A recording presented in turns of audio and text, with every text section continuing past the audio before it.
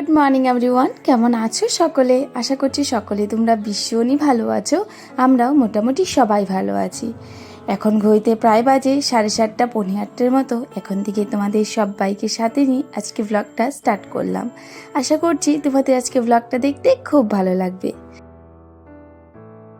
হলো সোমবার, তো সকাল সকাল স্নান করে এই যে চলে এসেছি শিব মন্দিরে। আর আমার আগে অনেকেই কিন্তু দিয়ে গেছে, দেখো ভোলে বাবা একদম ভরে গেছে বেলপাতা ফুলে। আর এই যে আমি একটু সরিয়ে তারপরে যখন আমি জলটা ঢেলে নিলাম। শ্রাবণ মাস পড়ার পর থেকে ভোলে বাবার মাথায় এত জল ঢালা হচ্ছে কি বলবো।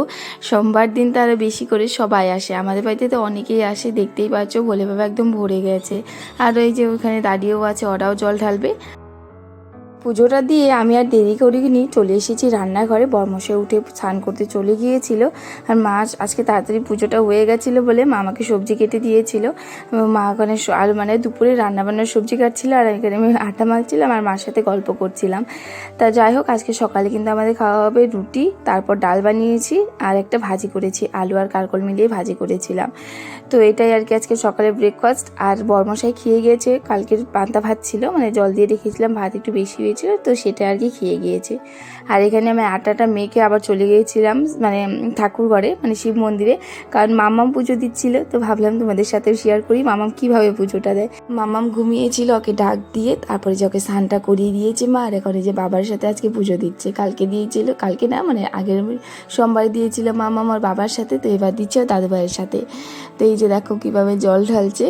তো না পুজো দিতে ভীষণ ভালোবাসে, যখনই মা পুজো দেয় তখনই ও আসবে, মানে মার সাথে আসবে আর পুজো দিবে। ও জানে কীভাবে পুজোটা দিতে হয়। তাও দেখো আর দাদু আর রাঙ্গা এখানে যে পুজো দেওয়াচ্ছে কীভাবে। আর দেখো খুব সুন্দর কিন্তু পুজো দিচ্ছে ও, যেভাবে যেভাবে বলছিলাম সেভাবেই করছিল। মাম্মাম কিন্তু এবার সব সোমবারই কিন্তু পুজোটা দিয়েছে, মানে শ্রাবণ মাসে সব সোমবারই পুজোটা দিয়েছে।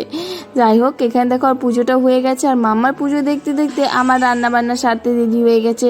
তো আমি আবার জলদি করে এসে আবার রান্নাঘরে রান্নাটা সারলাম। তো খেয়ে দিয়ে চলে গেছে, আর এই যে এখন মাম্মামকে আর বাবাকে আগে দিয়ে নেব, ওদের রুটিটাই বানিয়ে নিচ্ছি। আর এই যে দেখো আজকে কড়াইয়ে কিন্তু বানিয়ে নিচ্ছি, আজকে পরোটা বানাচ্ছি বলে কড়াইতেই দিয়ে দিয়েছি। আজকে আদি আর সুদ্দি আমাদের ঘরেই খাবে, তো সেই কারণে দুপুরে রান্নাবান্নাও আছে। আর আজকে পনির রান্না করব, কারণ আজকে তো সোমবার, আমাদের সব সোমবারই মানে শ্রাবণ মাস পড়ার পর থেকে কিন্তু সব সোমবারই আমাদের নিরামিষ খাওয়া হচ্ছে। মানে বলতে পারো 3 দিন আমাদের নিরামিষ, শনিবার রবিবার আর হলো সোমবার। এর বছরে আমরা পুরো শ্রাবণ মাসই নিরামিষ খেয়েছিলাম, কিন্তু এবার আর খাওয়া হয়নি, কিন্তু সুদ্দি ওরা এবার শ্রাবণ মাস নিরামিষ খাচ্ছে। এই হলো আজকে আমাদের সকালে খাওয়া, এই যে রুটি, তারপর কারকল আর আলু ভাজি, মিষ্টি, আর এই হলো ডাল। আর এই যে এখানে মাম্মারটা আছে, মাম্মামও খাচ্ছে বসে বসে। না মাম্মা কখন বসেছে, দাদুর সাথে বসে খেলো, এখন মার সাথেও। না খাও, তাড়াতাড়ি খাও। খাওয়া দাওয়া সেরেই দেখি এখানে টিপটিপ করে বৃষ্টি পড়া শুরু হয়ে গেছে। যাই হোক, এই গরমের থেকে তো এই বৃষ্টি ভালো, টিপটিপ করে বৃষ্টি হোক তাও ভালো লাগে। তারপরে যে আমি একটু বসে পড়লাম কাপড়গুলো গুছানোর জন্য, কয়েকটা কাপড় মানে বের করে নিচ্ছি। ভেবেছিলাম আজকে বিকেলবেলা আমরা বাড়িতে যাব, কিন্তু কি হয়েছে বিকেলে আর যাওয়া হয়নি, কারণ বরমশাই বলছিল যে আজকে যেতে হবে না, কালকেই যেও। তো বিকেলবেলায় ফোন করে বলছে যে আজকে আর যেও না, কারণ আজকেও দুপুরে খেতে আসেনি, তো বলে না দেখা করেই চলে যাবে, সেই কারণে আর কি যাওয়া হয়নি। তো কালকে ভেবেছি যাব। তো এই যে এখানে দেখো কাপড় কয়েকটা গুছিয়ে রাখছিলাম, তখন তো জানতাম না যে আজকে বিকেলে যাব না। তো এখানে মাম্মারই কয়েকটা, মানে মাম্মারই বেশি বলতে পারো, অনেক কয়েকটা জামা কাপড় এই যে এটা ভাঁজ করে রাখলাম সাইড করে।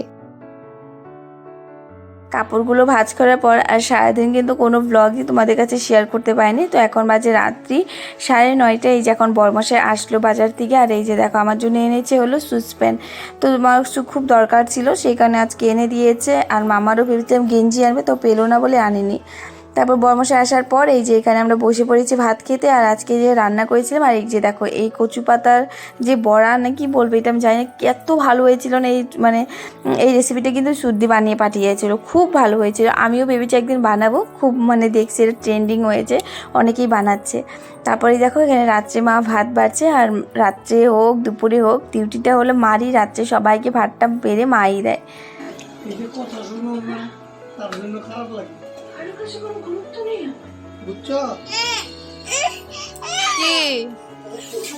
কি হয়েছে? হাতে নোংরা বাবা, নোংরা। কি লাগে? কালকে ফুটা করতে হবে বাবা। কেন? কি করবে? এখন দিবে, তেল দিবে তুমি এখন? হাতে নোংরা বাবা। ও মেহেন্দি দেখবে। তো তোমাদের আজকে ছোট্ট ব্লগটা কেমন লেগেছে কমেন্ট করে বলো। আজকের জন্য টাটা, সবাই খুব ভালো থেকো আর একটু সাপোর্ট করো। বাই।